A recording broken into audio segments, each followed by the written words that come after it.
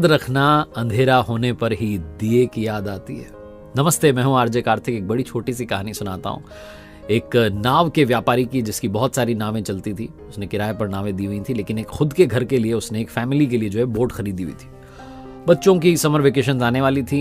उसने देखा कि नाव की हालत जो थी थोड़ी ख़राब हो चुकी थी। उसने पेंटर को बुलवाया और कहा, भैया बढ़िया से पेंट कर दो, बच्चों की गर्मी की छुट्टियां स्टार्ट हो रही हैं, बच्चे जो है बोटिंग के लिए जाते हैं, तो अपनी ओर से जो है शानदार जो है बोट तैयार कर दो। पेंटर भी एडवांस था। उसने कहा, आपके बच्चों के नाम बता दो। तो 2 बच्चे थे, दोनों के नाम बता दिए। उस पेंटर ने एक तरफ एक बच्चे का नाम, दूसरी तरफ दूसरे का नाम, बहुत शानदार तरीके से उस नाव को पेंट कर दिया। एकदम नई जो है वो तैयार हो गई। और जब ये पेंटर देख रहा था कि भैया सही से पेंट हो गया, तब इसकी नज़र पड़ी उस नाव में एक छेद था। बिना देरी के इसने उस छेद को ठीक कर दिया, क्योंकि थोड़ी बहुत मरम्मत का काम ये जानता था नाव में, क्योंकि पेंट करता ही रहता था, इसे समझ थी। तो इसने नाव को ठीक कर दिया। वो जो व्यापारी था जिसने इसको बुलाया था, उसको इसने बताया भी नहीं और अपने पेंट के पैसे लिए।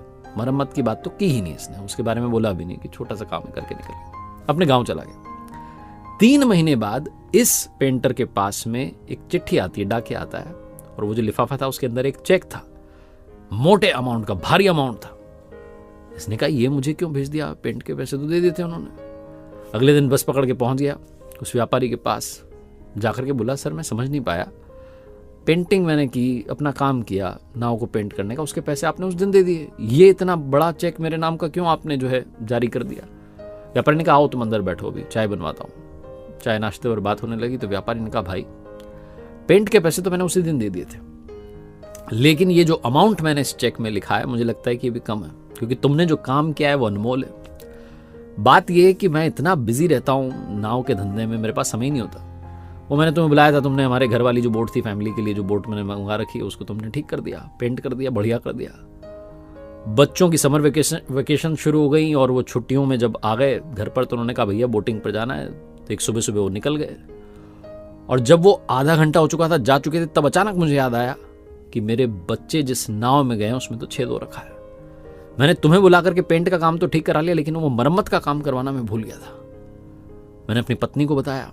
हम दोनों पति पत्नी सदमे में थे। हमें लग रहा था अब तो बच्चे गए, उन्हें ढूंढ पाना, उनका मिल पाना पता नहीं क्या होगा। पत्नी की आंखों में आंसू आ गए थे, मैं भी परेशान था।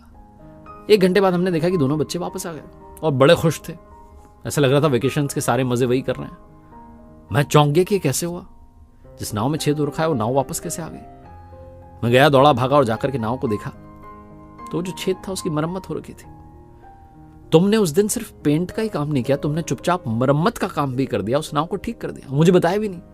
मुझसे पैसे तो लेकर के जाते, तुम चुपचाप अपना काम करके चले गए। पेंटर ने कहा, सर इसमें कौन सी बड़ी बात है, मुझे लगा कि इसमें गड़बड़ है, मैंने ठीक कर दिया, और ये तो मेरा काम था, ठीक है कर दिया। उस व्यापारी ने कहा, नहीं तुमने बहुत बड़ा काम किया। 3 काम किए तुमने। पहला, ये ईमानदारी से काम किया। दूसरा है, मुझे बताया भी नहीं, निस्वार्थ भाव से काम कर दिया। और तीसरा, मेरे बच्चों की जान बचाई। जो तीसरा काम है सबसे अनमोल काम है, जितने पैसे दूं उतने कम है। दोनों बच्चे मेरे लिए जान से भी ज्यादा बढ़कर है। तुमने मेरे परिवार की जान बचा ली मेरे भाई, तुमने कमाल कर दिया। तुमने सिर्फ दिल से एक जो काम किया ना, तुम नहीं समझ रहे हो कितना बड़ा काम है। बहुत छोटी सी कहानी है जिसका सार ये समझाता है कि अपनी ओर से अच्छे कर्म करते चलिए, फल ऊपर वाला देगा। अपनी ओर से नेकी का काम करते चलिए। और अगर आपको कोई बुरे समय में, जरूरत के समय में याद कर रहा है, तो बुरा मत मानिए कि सिर्फ जरूरत के समय ही कॉल करता है। याद रखिए कि जब अंधेरा हो जाए तो आपको भगवान ने दिया बनने का काम दिया है, एक बहुत बड़ी जिम्मेदारी दी है, दूसरे के अंधेरे में रोशनी लाने की। तो अपना कर्तव्य निभाते चलिए, अच्छे काम करते चलिए, अच्छे फल पाते चलिए। एक बार फिर से वही बात जो